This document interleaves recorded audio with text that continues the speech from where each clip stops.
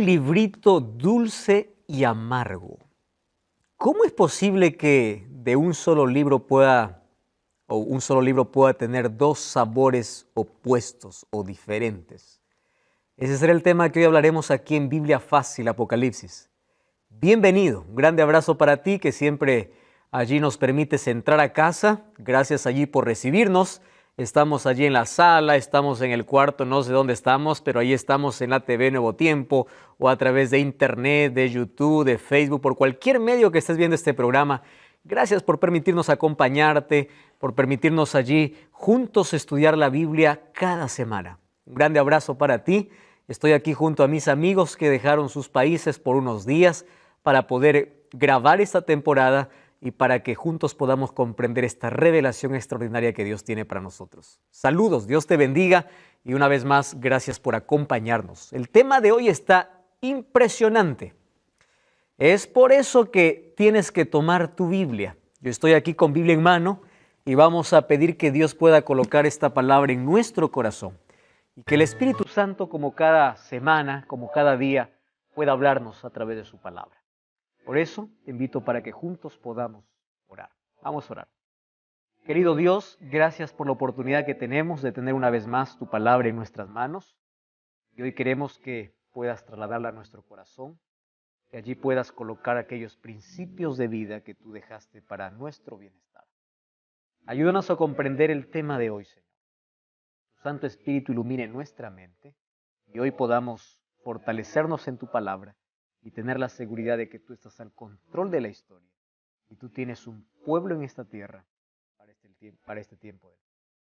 Acompáñanos hoy, danos tu bendición. En nombre de Jesús. Amén. El tema de hoy es un librito dulce y amargo. ¿Recuerdan ustedes que en los capítulos anteriores vimos que habían dos temas que tenían una relación estrecha? Eran los 7 sellos y las 7 trompetas, porque ambos eran interrumpidos. Antes que se toque la séptima, era interrumpido por algún otro evento, por algún otro hecho, acontecimiento o acción que era colocado. En el caso de los 7 sellos, antes de que el séptimo sello pueda desatarse, había una pregunta y decía, ¿quién puede sostenerse en pie?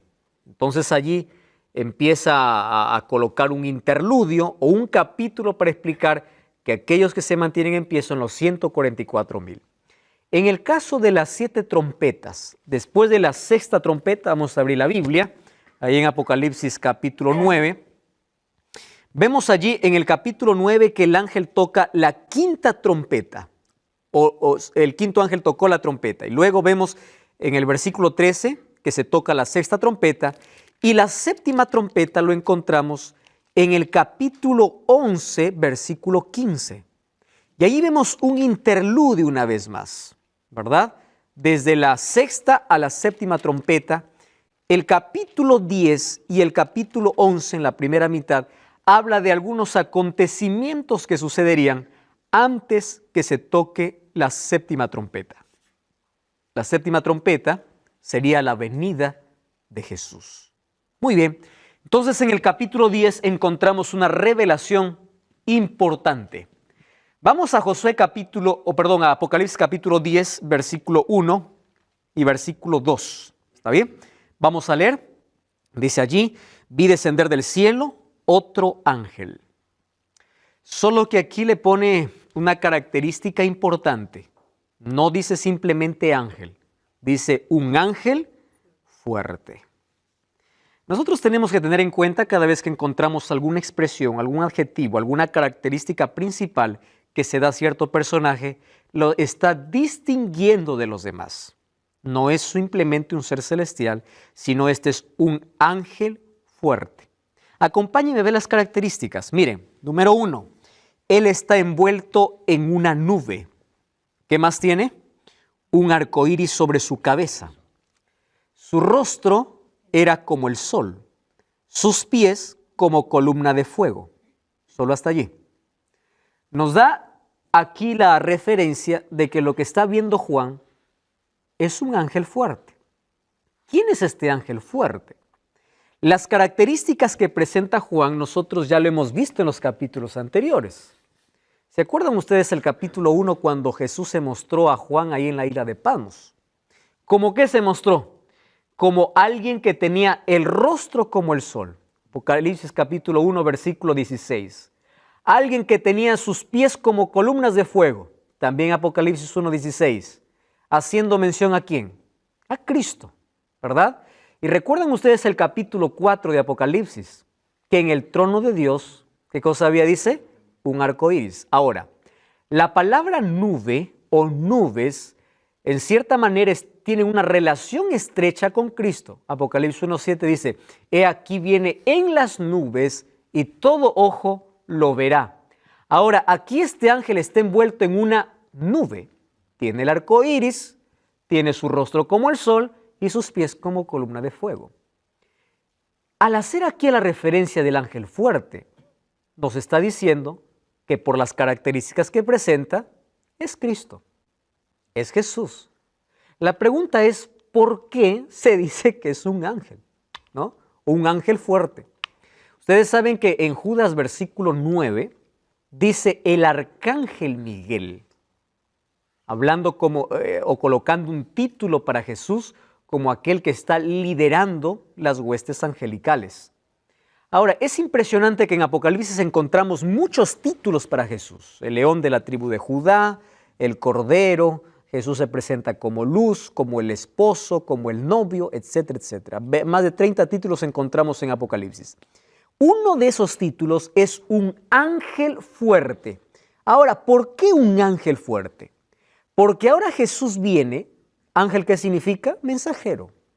Viene trayendo un mensaje específico para el tiempo del fin. Entonces, recuerdan que para las iglesias Jesús tomaba diferentes presentaciones. A uno le decía el que tiene los 7 espíritus, a otro le decía el que tiene las llaves de David, etcétera, etcétera. Ahora, para el pueblo del tiempo del fin, Cristo se presenta como un mensajero. No es que Él sea un ángel o un ser creado, Él es Dios. Pero aquí tiene un mensaje importante que dar. Ahora, no es la primera vez que Jesús se presenta como ángel. Cuando nosotros vamos a Josué capítulo 5, versículo 13 al 15, nosotros vamos a encontrar que Josué estaba listo para una batalla. ¿Recuerdan ustedes aquella escena donde él vio un general, un hombre delante de él? Y él le hace la pregunta y le dice, ¿tú eres de los nuestros o de nuestros enemigos? Y él le dice, no, yo vengo de parte del cielo, soy el príncipe del cielo. ¿Por qué sabemos que la referencia o el personaje que se presentó a Josué es también Jesús? Porque Josué lo adoró y el ángel aceptó la adoración. Un ángel, que es un ser celestial o un ser creado, no acepta la adoración de un ser humano. Vamos a Apocalipsis capítulo 19, versículo 10. Por ejemplo, cuando vemos a Juan postrándose ante un ángel. Miren, ve, libro de Apocalipsis, capítulo 19, versículo 10, ¿qué dice ahí? Entonces yo me postré a sus pies para adorarlo, y él me dijo, mira, no lo hagas. Yo soy consiervo tuyo y de tus hermanos que mantienen el testimonio de Jesús. ¿Adora a quién? A Dios. Ahora, fíjese qué interesante esta expresión. Un ángel, siendo un ser celestial, no permite ser adorado. ¿Por qué entonces hoy los seres humanos pueden adorar a hombres que supuestamente están en el cielo? Hay muchos que rezan a San Pablo, rezan a San Pedro, rezan a... Si Pablo supiera que la gente está adorando, pidiéndose, aquí el ángel no le permite ni siquiera inclinarse, porque dice, yo me arrodillé. Ese acto de reverenciar, de arrodillarse, ya es adoración en la Biblia. ¿Correcto? Yo me arrodillé para adorarlo. Entonces dice, no lo hagas. Un ángel no necesita ser o no permite ser adorado. Entonces, el ángel que se presentó a Josué en el Antiguo Testamento, ahora aparece Cristo en la figura de ángel una vez más porque tiene que dar un mensaje para su pueblo. Ahora fíjense aquí, allí dice que el versículo 2, ¿qué cosa dice? En su mano tenía un librito abierto. Significa que para que un libro esté abierto, primero ha tenido que estar cerrado, ¿verdad? Tuvo el librito abierto y puso su pie derecho sobre el mar y el izquierdo sobre la tierra, y clamó a gran voz como ruge un león. Y cuando hubo clamado, hubo 7 truenos. ¿Recuerdan la palabra truenos? Presencia de Dios, acercándose a algún juicio de Dios o la inminencia de Dios, Dios estando allí presente. Ahora fíjense, tenía en su mano entonces un librito abierto. Puso su pie derecho sobre el mar y sobre la tierra, y gritó a gran voz, y cuando él hubo gritado, 7 truenos emitieron sus voces. Cuando en la Biblia se hace referencia a tierra y mar, está hablando de la totalidad de la tierra. Miren, mar en Apocalipsis capítulo 18, capítulo 17, 15, dice que representa muchedumbres de gente. Y tierra, lugares poco poblados. Eso vamos a ver en los siguientes capítulos. Entonces, cuando dice que está con el pie sobre el mar y sobre la tierra, está hablando de que el mensaje que tiene un alcance mundial. Muchedumbres de gente como lugares pocos poblados. Aquí alcanza la totalidad, el mensaje que él tiene es para todo el mundo, ¿correcto? Ahora, fíjense, otro asunto interesante. Ahora, ¿qué cosa más dice el versículo 5? Vamos a leer el versículo 5. Dice así: el ángel que vi de pie sobre el mar y sobre la tierra, levantó su mano al cielo y juró por el que vive por los siglos de los siglos, que creó el cielo y las cosas que están en él, y la tierra y las cosas que están en ella, y el mar y las cosas que están en él, que el tiempo no sería más, sino que en los días de la voz del séptimo ángel, cuando comienza a tocar la trompeta, el misterio de Dios se consumará. Es la revelación completa de Dios, ¿verdad? Como lo anunció a sus siervos los profetas. Eso ocurrirá en la eternidad, porque en la séptima trompeta Cristo regresa. Ahora, fíjense un asunto aquí. Dice que levantó su mano y dijo, el tiempo no es más. No pierdan, por favor, Apocalipsis 10:5 y vamos a Daniel. Daniel capítulo 12, versículo 5. ¿Está bien? Daniel capítulo 12, versículo 5 al versículo 7. Es el último capítulo de Daniel, versículo 5 hasta el versículo 7. Dice así, presten atención.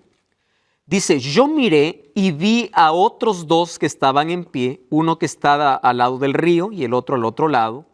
Y dijo uno al varón vestido de lino, que estaba sobre las aguas del río, ¿cuándo será el fin de estas maravillas? Versículo 7. Oí al varón vestido de lino que estaba, ¿qué cosa dice? Sobre las aguas del río, el cual alzó su mano derecha.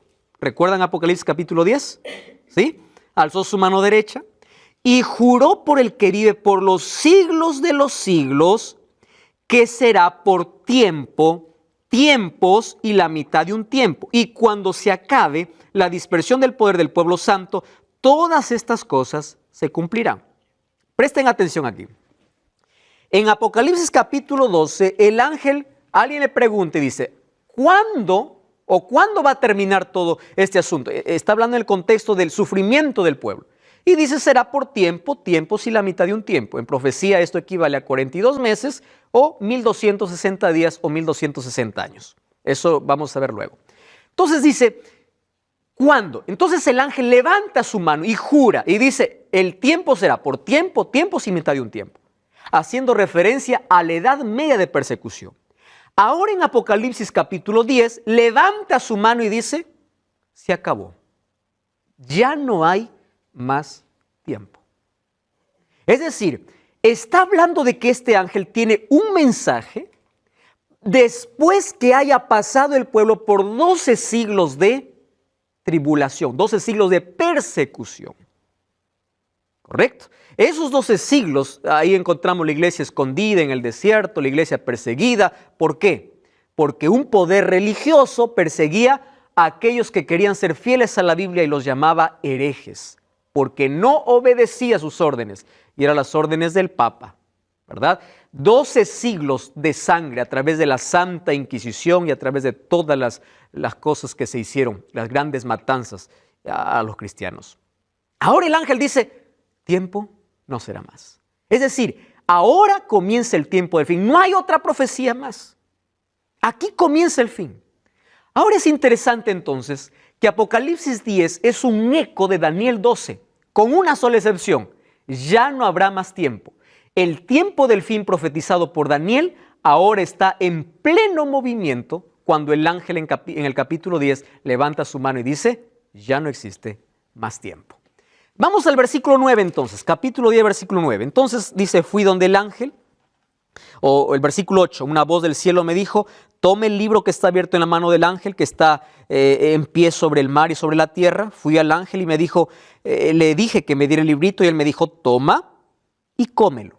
Te amargará el vientre, pero en tu boca será dulce como la miel. Entonces tomé el libro de la mano del ángel, lo comí, en mi boca era dulce como miel, pero cuando lo hube comido, estuvo amargo en mi vientre. Cuando habla acerca de un librito dulce, ¿de qué está hablando en la Biblia? Entonces tenemos que buscar el contexto. Miren, yo aquí tengo por lo menos 3 textos que hablan acerca de la dulzura del Evangelio. Salmos 19:10, 119:3 y Jeremías 15:16. Creo que el de Jeremías es muy conocido cuando dice, yo tomé tus palabras y las comí, fueron dulces a mi paladar, dulces como miel. Cuando habla acerca de la dulzura del libro, está hablando de buenas noticias, de buenas nuevas, porque el Evangelio siempre trae dulzura. Entonces, ¿en qué momento la dulzura se tornó amargura? Porque dice, era dulce. Amargó cuando estuve en mi vientre, porque en mi boca era miel, era dulce. Muy bien. Quiere decir que antes de la venida de Cristo habrá un profetizar o una proclamación del Evangelio que llegará a todo el mundo, que es el Evangelio eterno, pero que será dulce y luego terminará siendo amargo. Ahora, vamos al capítulo 10, versículo 11. Fíjense lo que dice. Y él me dijo, este contexto es importante, es necesario que profetices otra vez a pueblos, naciones, lenguas y reyes. No se olviden de ese texto porque vamos a volver. ¿En qué momento se hizo dulce o se hizo amargo algo que era dulce? Nosotros comprendemos que el librito que tenía en la mano aquí el ángel era el libro de Daniel, por una razón. Vamos a Daniel capítulo 12. Volvamos a Daniel, ¿está bien? Daniel capítulo 12, vamos a leer el versículo 4. Vamos a ver el texto, Daniel capítulo 12, versículo 4. 12:4. Miren lo que dice allí la Biblia. Pero tú, Daniel, cierra las palabras y sella el libro. ¿Hasta cuándo? Dice. Hasta el tiempo del fin. Cerrar el libro significa que su comprensión sería en el tiempo del fin. Un libro cerrado significa un libro no comprendido. Está cerrado, no se puede comprender. Muchos correrán de aquí para allá. Y la ciencia, cuando habla de ciencia, está hablando también de conocimiento que aumentará. Entonces, el libro cerrado de Daniel 12 ahora se abre en Apocalipsis capítulo 10. ¿Qué cosa es lo que tenía cerrado el libro de Daniel? Daniel tiene muchas profecías. Sin embargo, hay una que Daniel nunca llegó a su comprensión total, a pesar de que el ángel Gabriel explicó. Y es la profecía de Daniel capítulo 8, versículo 14. Cuando dice, y él me dijo, hasta 2300 tardes y mañanas, el santuario será purificado. Esta es una de las profecías más largas en la Biblia. Es una profecía de tiempo, más larga. No existe una profecía más larga que esta. 2300 tardes y mañanas. La referencia tarde y mañana está sacando de Génesis capítulo 1. Tarde y mañana representa a un día, ¿correcto? Ahora, Ezequiel 4:6 Y Números 14:34 dice que un día equivale a un año. Entonces, tarde y mañana, un día, Génesis capítulo 1.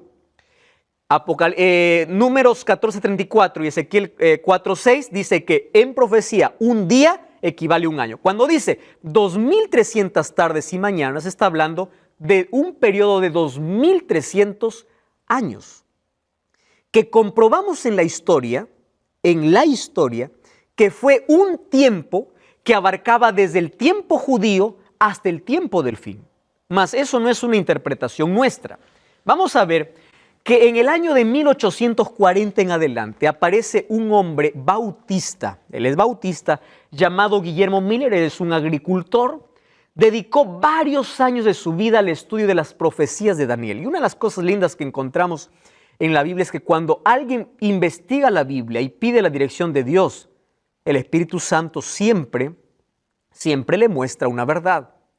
Ahora, él empezó a estudiar la profecía cerrada de Daniel, ¿correcto? Ahora, esa profecía de las 2300 tardes y mañanas, él empezó junto a un grupo de personas a poder ver el cumplimiento de esta profecía. ¿Por qué? Una palabra le preocupó a Guillermo Miller y es la palabra purificado.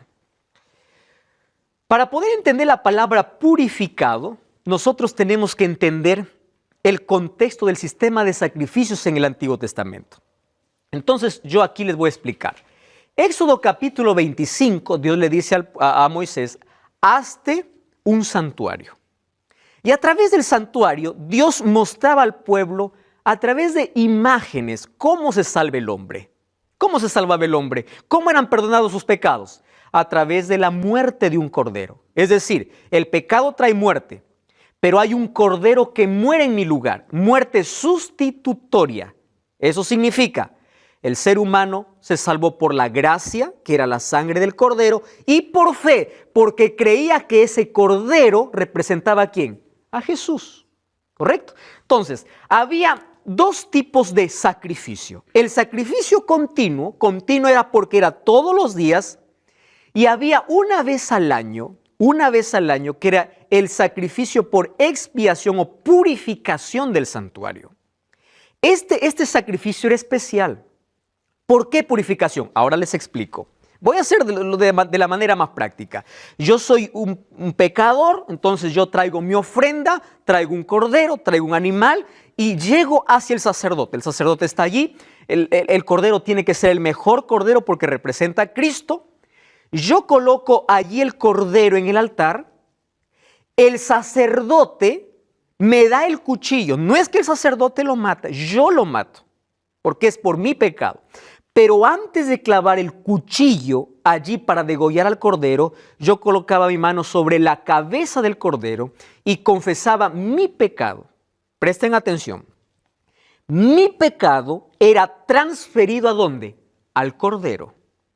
Yo degollaba el cordero, ese animal inocente moría por mí. Allí me daba cuenta lo peligroso que es el pecado y tenía fe que el verdadero cordero un día iba a venir a morir en mi lugar. El sacerdote tomaba la sangre de ese sacrificio, esa sangre que se derramaba en el altar. ¿Recuerdan ustedes los santos clamando debajo del altar? La sangre de los santos. Esa sangre, el sacerdote lo llevaba al lugar santo. En el lugar santo había las mesas de proposición, había un candelabro y había allí el altar de incienso. Sobre los cuernos del altar mojaba con la sangre. Luego asperjaba allí en las cortinas. Entonces el sacerdote salía y yo era perdonado. ¿Cuál fue el proceso? Mi pecado se transfirió ¿a dónde? Al cordero. Y por medio de la sangre, mi pecado entraba ¿a dónde? Al santuario. Y el santuario necesitaba ser purificado. Ese día de purificación se llamaba el día de juicio para el pueblo de Israel. Era un día de juicio. Aquel que no estaba limpio, aquel que no había confesado sus pecados, moría. Entonces, el sacrificio continuo lo hacía el sacerdote. El sacrificio de purificación, el sumo sacerdote, que una sola vez al año entraba ¿dónde? Al lugar santísimo. ¿Qué había en el lugar santísimo? El arca de pacto, estaba la vara que floreció de Aarón, estaba el maná y estaban las tablas que Dios le dio a Moisés, que eran las tablas de la ley de Dios. Ahí estaba el arca. La presencia de Dios descendía, la gran Shekinah, la gloria de Dios. El sumo sacerdote entraba y estaba allí en contacto con esa luz celestial, que era la presencia de Dios. Después de hacer la purificación del santuario, salía el sumo sacerdote, todo el pueblo estaba orando afuera y afuera se celebraba la victoria. ¿Por qué? Porque afuera estaban esperando un animalito. Recuerda, yo no especifiqué antes de que se celebre ese día, que era el 10º día del mes séptimo, no era cualquier día, 10º día del mes séptimo, 2 corderos eran echados suerte, uno para Dios y uno para Azazel. Azazel era para Satanás. Entonces, el sumo sacerdote salía, aquel que fue sorteado para Dios, era derramada su sangre y con eso se purificaba el santuario. Cuando él salía, ahora colocaba sus manos sobre el chivo que era para Azazel y ese se iba a morir en el desierto. Eso representaba el milenio, que luego vamos a ver, porque el diablo finalmente va a llevar el pecado, no porque él sea nuestro salvador, porque el perdón entró por causa del cordero, no por causa de Azazel, ¿correcto? Entonces, finalmente lo único que hace el sumo sacerdote es culpar al diablo por haber provocado todos los pecados. Ahora, eso ocurría todos los años. El santuario era purificado una vez por año, ¿correcto? Una vez por año. Ahora, cuando Guillermo Miller dice 2300 tardes y mañanas el santuario será purificado, él piensa así: santuario ya no hay en la tierra, Jerusalén fue destruida. ¿Qué santuario? Ah, santuario en la tierra. Ah, excelente, dijo. Entonces, si el santuario es la tierra, quiere decir que la tierra será purificada. ¿Y cómo va a ser purificada la tierra? Cristo regresa. Eso es lo que él pensaba. Y ese mensaje fue difundido a partir de ese año. Vimos allí cómo apareció un hombre en la historia que estuvo preocupado por una expresión de aquel libro que un momento fue cerrado, que fue el libro de Daniel. Y ahí encontró que el santuario sería purificado. Lo que le llamó la atención a él fue la fecha, 2300 tardes y mañanas. En un periodo profético sería 2300 años. Entonces él, basándose allí en el servicio diario, el sacrificio continuo y en la purificación de lo que sucedió en el pueblo de Israel, entonces él llegó a una conclusión extraordinaria de que la purificación del santuario, pensó él, que sería aquí en la tierra y se purificaría con la venida de Cristo. Bueno, entonces, si la purificación del santuario era un juicio para el pueblo de Israel, Guillermo Miller dice, él pensó, esto también es un juicio o es el final para el pueblo de Dios en la tierra. La pregunta es, ¿cómo llegó a esa conclusión? Para que él pueda llegar a esa conclusión, él analizó Daniel capítulo 8. No tengo la intención de poder explicar todo este diagrama. Tú puedes ver este programa, por favor, busca en YouTube, allí 2300 tardes y mañanas en la temporada de Daniel, ¿correcto? Tú que estás viendo el programa, allí vas a ver a detalles lo que hoy voy a hacer, un breve resumen. Daniel capítulo 8, versículo 14 dice, hasta 2300 tardes y mañanas el santuario será purificado. Sin embargo, Daniel no entiende esa profecía y Dios envía a Gabriel para que pueda explicar la profecía. Y la explicación la encontramos en Daniel capítulo 9. Vamos a abrir la Biblia entonces en Daniel capítulo 9, versículo 24. ¿Está bien? Allí dice, vamos al versículo 22. Me hizo entender y me habló diciendo, Daniel, he salido para darte sabiduría y entendimiento. Al principio de tus ruegos fue dada la orden y he venido para enseñarte. ¿Qué cosa había venido a enseñar? Si ustedes leen el capítulo 8, versículo 27 dice, yo, Daniel, quedé quebrantado y estuve enfermo algunos días. No atendí los negocios del rey, estaba espantado a causa de la visión que no entendía. No entendí. Entonces el capítulo 9 dice, yo me puse a orar. Daniel empieza a orar y allí aparece el ángel y dice, bueno, Entonces te voy a enseñar. Ya oraste, tranquilo. He venido para enseñarte. Señor, no entiendo. ¿Qué estás hablando? 2300 tardes y mañanas. Vamos a Daniel 8:14. Miren ahí. Daniel capítulo 8, versículo 14. Y dice, entonces él me dijo, hasta 2300 tardes y mañanas, luego el santuario será purificado. Correcto. No entiende, y en el capítulo 9 encontramos así. Capítulo 9, versículo 24. 70 semanas están determinadas para tu pueblo y para tu ciudad, para terminar la prevaricación, poner fin al pecado, expiar la iniquidad, traer justicia, sellar la visión y ungir. Esa palabra ungimiento es importante. ¿Ungir a quién dice? Al Santo de los Santos. ¿A quién está haciendo referencia aquí? A Cristo. Correcto. Sabe y entiende que desde la salida de la orden para restaurar y edificar Jerusalén hasta el Mesías príncipe, dice, habrá, miren cómo divide, 7 semanas y 62 semanas. Ahora, 62 más 7, ¿cuánto es? 69. ¿Es así o no? ¿Y cuántas semanas estaban determinadas para su pueblo? 70. Entonces le dice, mira, desde la salida de la orden hasta el Mesías príncipe, ¿habrán cuánto? 62 más 7, 69 semanas, solo que lo está dividiendo en 2 partes. Se volverá a edificar la plaza, el muro en tiempos angustiosos. Después de las 62 semanas, se quitará la vida al Mesías. ¿De qué está hablando? De la muerte de Cristo. Es decir, esta es una profecía mesiánica.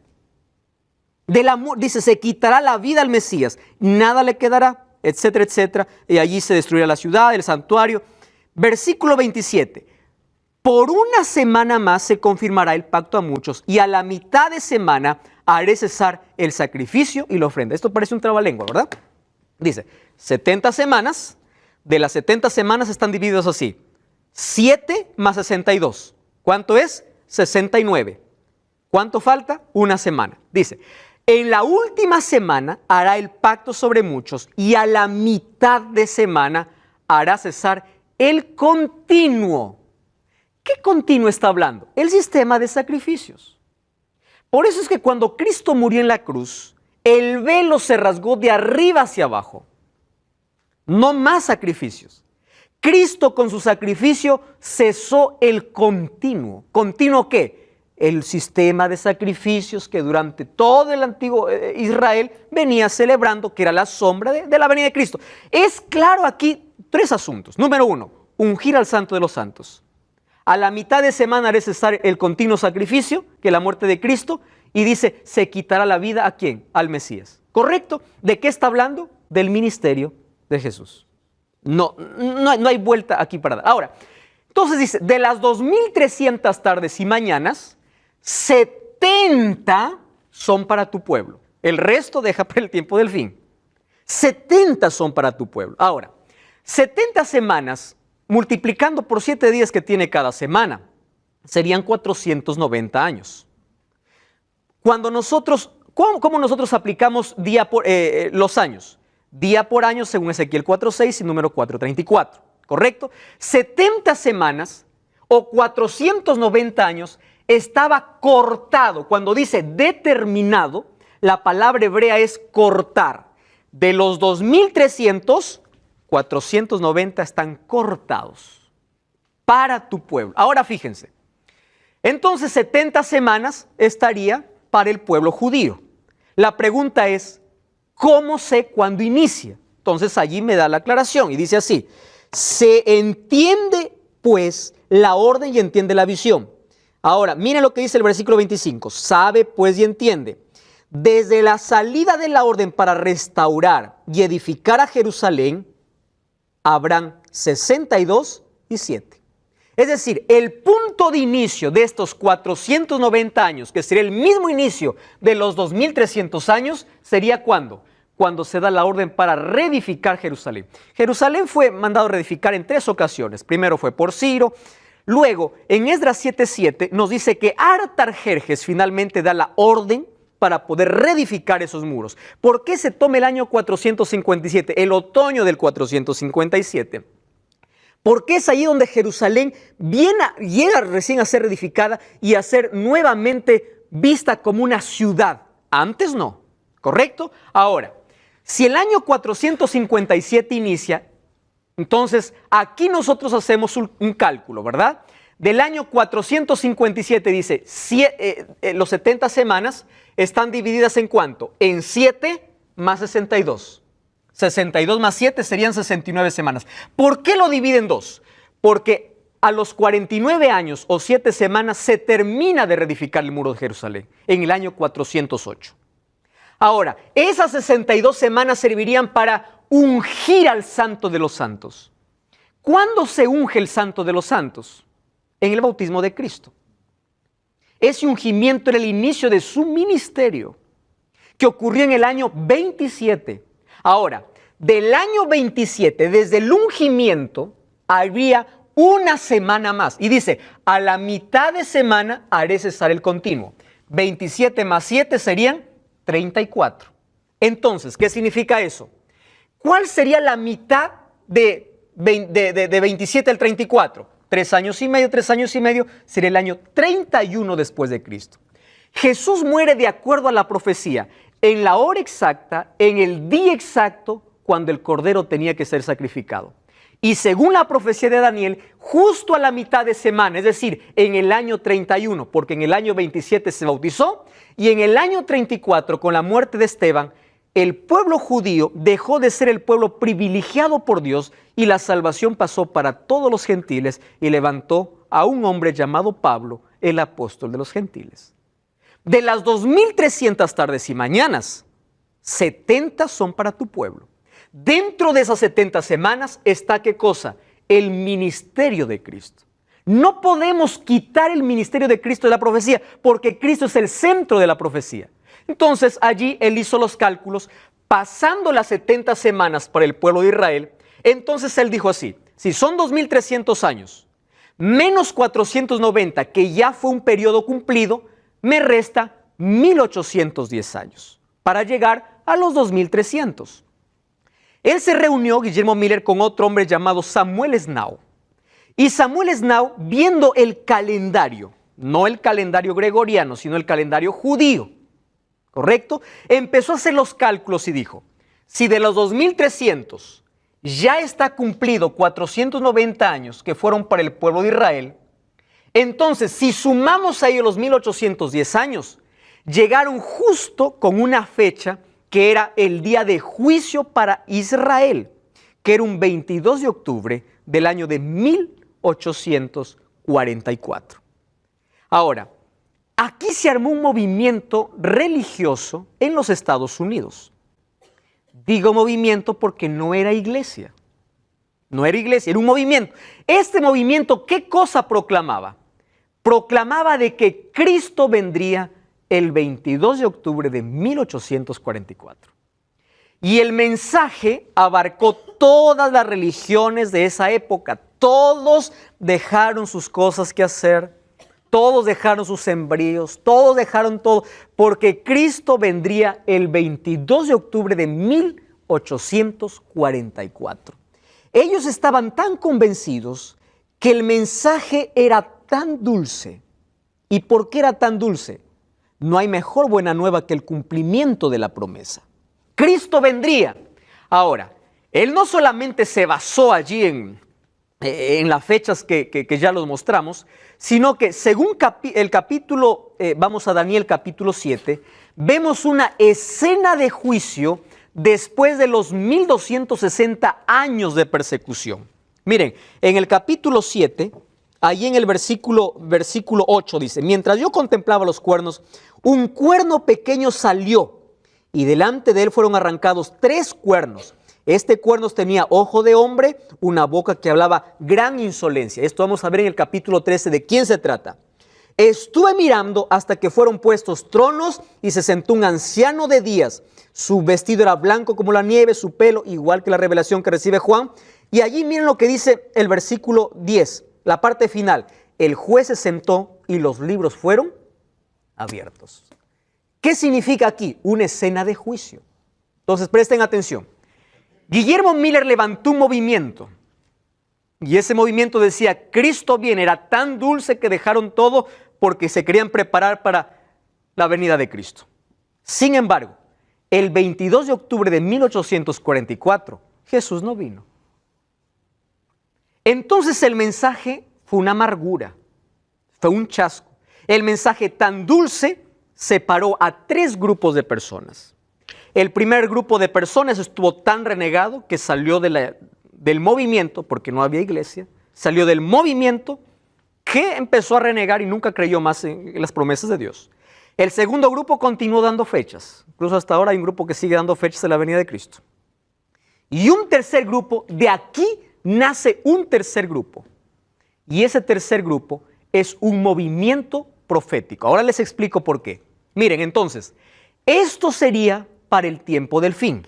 Un mensaje dulce que luego se convierte en amargura. Ahora, ¿Guillermo Miller estaba equivocado? No.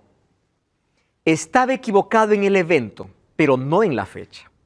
Es decir, Cristo no iba a volver a la tierra, pero Cristo asumía una nueva función. No quiere decir que hasta ese momento Cristo no hubiese asumido una nueva función, o Él estaba esperando la fecha para asumir una nueva función. No. Lo que está diciendo que a partir de esa fecha se abriría un juicio.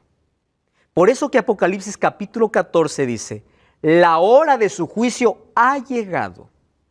¿En qué momento lo coloca la hora del juicio? Después del capítulo 10. Cuando el tercer ángel dice, adora a Dios, la hora de su juicio ya llegó. ¿Llegó después de qué? Después de que el ángel haya hecho comer el librito dulce y amargo. Es decir, en el cielo se abrió un juicio, ¿correcto? Para el pueblo de Dios. Ahora, miren esta expresión, es necesario que profetices otra vez. De aquí se levantaron 3 grupos y uno de esos grupos que se levantó fue la Iglesia Adventista del Séptimo Día. Presten atención a lo que yo voy a decir ahora. Dios no levantó una iglesia para que sea exclusiva de la salvación, porque la salvación es dado para todos y yo creo que en todos los lugares, en todas las iglesias, Dios tiene un pueblo.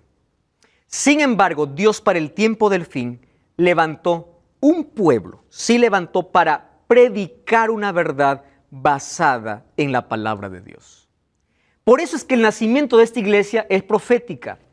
La iglesia tiene un mensaje profético y ese mensaje es de Apocalipsis capítulo 14, versículo 6. Abran su Biblia, por favor. Apocalipsis capítulo 14, versículo 6 dice, vi volar en el cielo otro ángel que tenía el evangelio eterno para predicarlo a toda nación, tribu, lengua y pueblo. Presten atención al mensaje. Decía a gran voz, número 1, temed a Dios y dadle gloria porque la hora de su juicio ha llegado. ¿Cuál es el mensaje que predica esta iglesia? Algo que en otras iglesias no es común. La hora de su juicio llegó. ¿Cuál es el juicio de Dios? Mira las profecías. Habla de profecías y habla acerca del juicio. Número 2, ¿qué dice? Adorar a aquel que hizo el cielo y la tierra, el mar y las fuentes de las aguas. ¿De dónde he sacado este texto? De Éxodo capítulo 20, versículo 8. ¿No dice así? Aquel que hizo el cielo, la tierra, la fuente, el mar y la fuente de las aguas. Número 3. Esta iglesia se ha levantado para declarar que Babilonia ha caído. No está hablando de la Babilonia literal, sino de la confusión espiritual que existe en el mundo. Y número 3, para poder advertir que estamos en el tiempo del fin y que nadie puede adorar a la bestia en su imagen, porque pronto vendrán 7 plagas sobre ese pueblo. Querido, esta iglesia se levantó como un movimiento profético.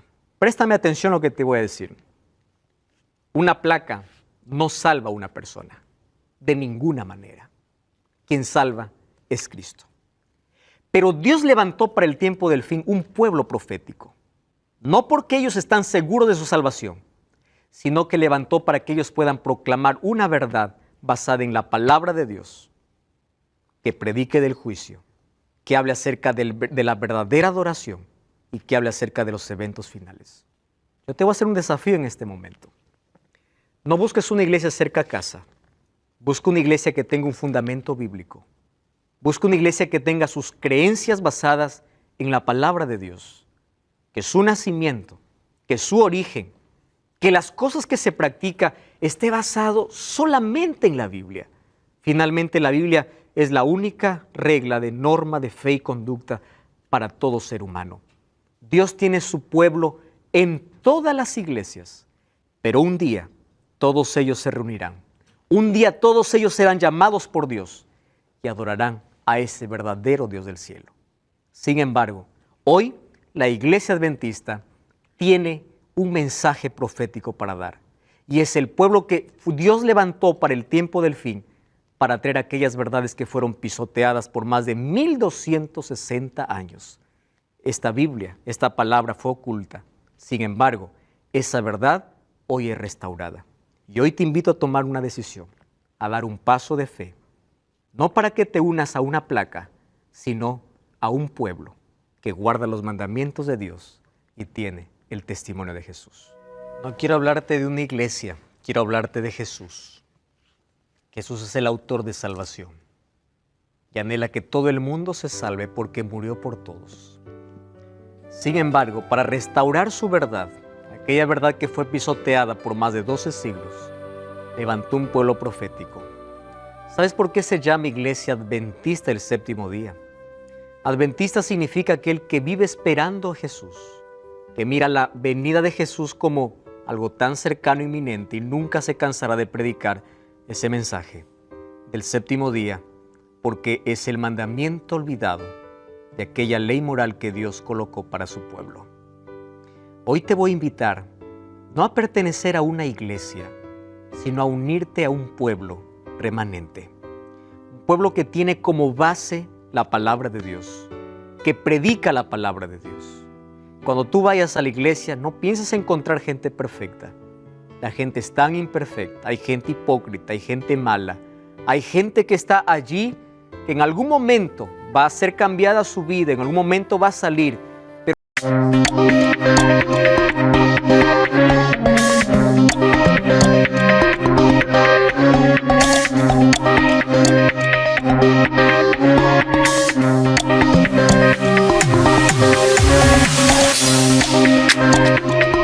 We'll be right